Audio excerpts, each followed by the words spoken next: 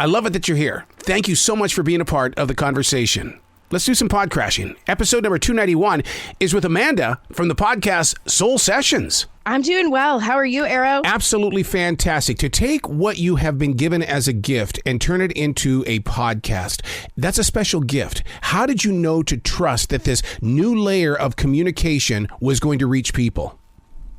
I love the way that you asked that, this new layer of communication. It speaks to your energy field. You're extremely intellectual. And I'm not saying that to build you up. I can see the intricacies of your mind because you're highly formulaic. So thank you for saying it the way you did.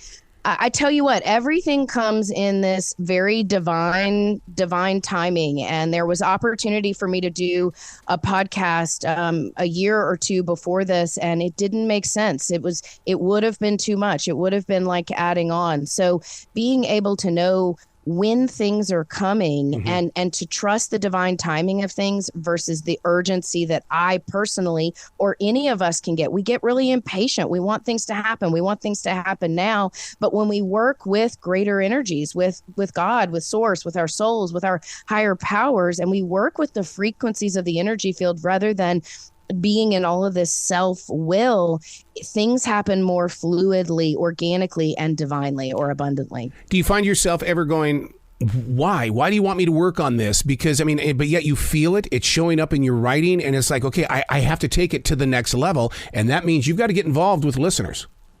Yes, and those things can all be frightening, but I know that when I show up and I'm healthy and well and my heart is in the right space, plus I've done the work, meaning I'm doing work on myself, my own personal and spiritual development. Yep. When I am growing and learning, and then I show up to help other people do the same thing, to light their fire, to ignite their own passion and soul's calling, then it creates this synergy that is freaking magnetic, and it's contagious in a way that we all need it. It's a healthier, higher vibration in such a heavy world.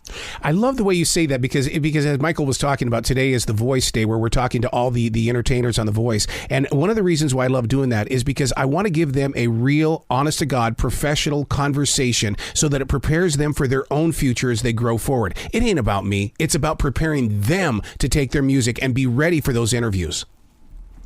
I love that. And I love that you just said grow forward. That's something I would say, evolve, grow forward. And again, you're very much a wordsmith. You're again, I want to go back to your communication skills and your intelligence. You use words intentionally and very cleverly, and words have power. Words have meaning. That's one of your gifts. And I know that you know that, but I want to highlight that in the element that words mean things. So using our I am, today I am confident I'm going to have a good day. Today I trust, rather than, okay, I'm trying, or, oh, I should have done that. Words like trying and should or could have, those things keep us in a lower vibrational state. So using words intentionally and intelligently and clearly in terms of really being present and aligned, that's important. And you have a beautiful gift for that.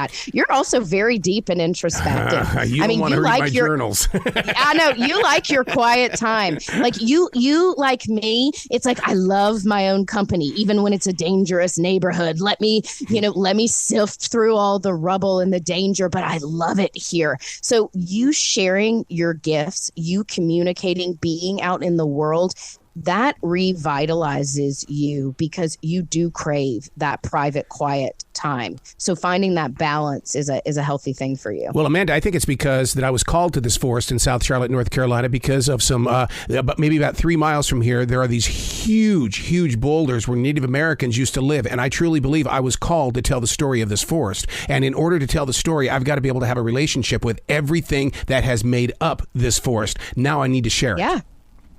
I love that. And we know that there are sacred places and energetic ley lines, places on the earth, places where there are grids and vortexes that are activated. And when we feel called to them, the way that I see it is a lot of times we've traversed there before, we've lived there before, we have energy that resides there that resonates with us. And when we find those places where we feel awakened, alive, connected, intended to share explore that. So it sounds very, you're right where you're supposed to be. Teaching somebody to engage their abilities, because so many times you and I, we like to open up hearts and doors, but then all of a sudden they only go so far. How are you protecting everything that you invested? Or is it something you go, I gave it a shot. Okay, I'm here. If you need me, we can get this going again. One of the things that I have learned, and I'm pretty firm in this, I suit up, I show up, I give of my mind, body, heart, and soul. Yep. It is someone else's responsibility to take that and grow it and nurture it. I am not responsible for somebody else's actions.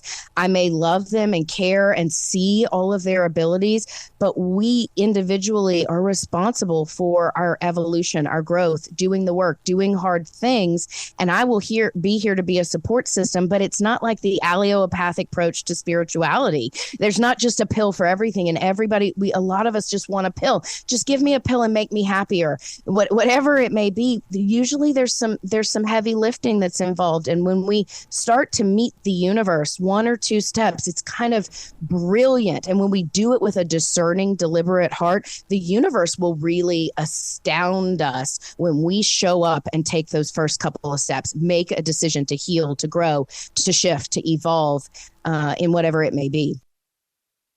Don't you love the law of attraction? Because, I mean, it's like if you live by that and you activate by that, I mean, it's amazing what happens. Just don't put the brakes on. Just enjoy the ride. No. And sometimes it can be so scary, right? Yeah, because things are accelerating and going so fast. That's why for me, it's important to be grounded, to do the things that keep me on this earthly plane and connected, whether that be playing with my dogs or interacting with people out in the world at the coffee shop.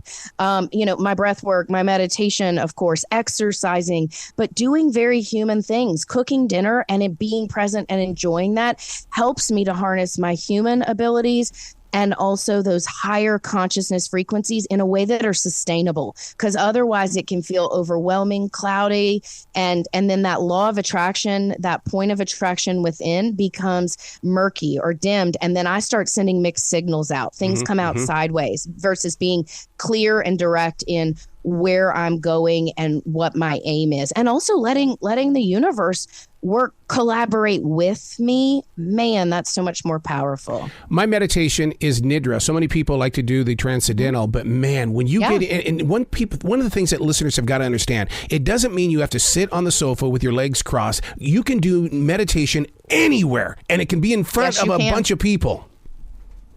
It can. And Arrow, where I have been meditating mostly, and listen, I'm saying this is a disclaimer to everybody. I don't want you operating machinery and doing something crazy, but I meditate while I'm driving. Yep. And, in the moment in the car, you're present. You're traversing a road that you've been before. So you know the directions, you know where you're going. I'm very present in the car and I do breath work as I'm driving. I look at the trees. I look at the road. So I'm very consciously in my body, and then I tap into something higher and using that breath work and I even sometimes visualize. And again, I'm saying, telling people to be careful doing this because I am present in the car. But when I start to breathe different ways and breathing through my heart and connecting with something higher, I can get very emotional. I can feel things. I'll see a hawk fly by. I mean, it'll all start synchronizing very quickly. And I find that when we're driving, all of us know what it feels like to get from point A to point B and be like, gosh, how did I get here? I know I stopped at the stoplights, but what happened?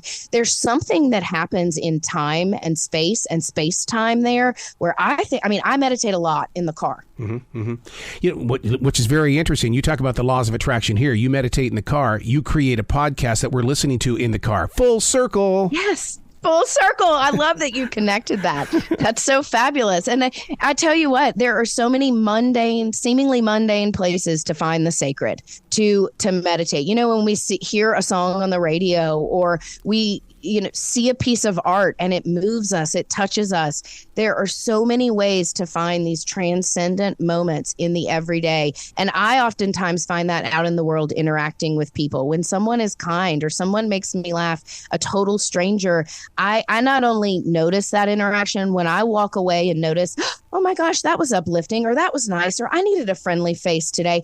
I feel that in my body. I breathe it, and I'll give it up to source, to God. And I'll say, hey, source, hey, thank you. Hey, field, energy, thank you so much for this. May I be a vessel of more of this? May I attract more of this? Thank you. Thank you. So wow and thank you are huge prayers when we're conscious and noticing those high vibrational interactions in the mundane world. They add up. The more consistently we do them, the more they add up and shift our energetic frequency. One of the things that I've gotten really into since November of 2017 is vocal defragging. And what I do with that is I take the recording device with me when I go through a transition walk through the forest. I'm asking myself the questions. I'm questioning the answers. We're wasting a lot of time asking people how we should change our lives when we should be asking ourselves.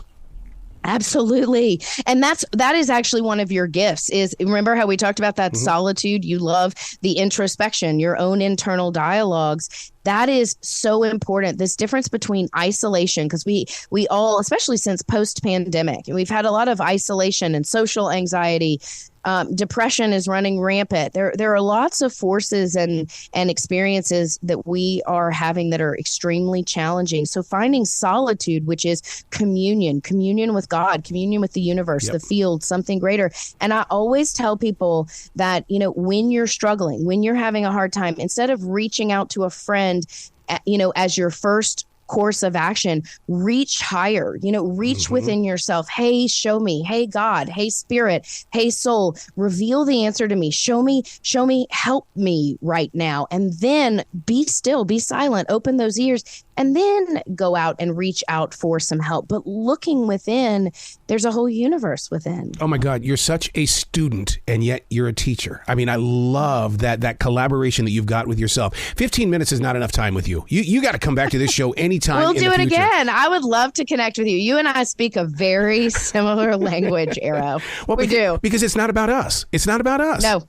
And I tell you what, for all of our fears and, feeling or being misunderstood, when we just are true to ourselves and dance to the beat of our own drum and knowing that it comes from this higher place of the humanitarian heart, wanting to matter, wanting to uplift and make a difference, when we get out of our own way, infinite possibilities are available. Oh my God.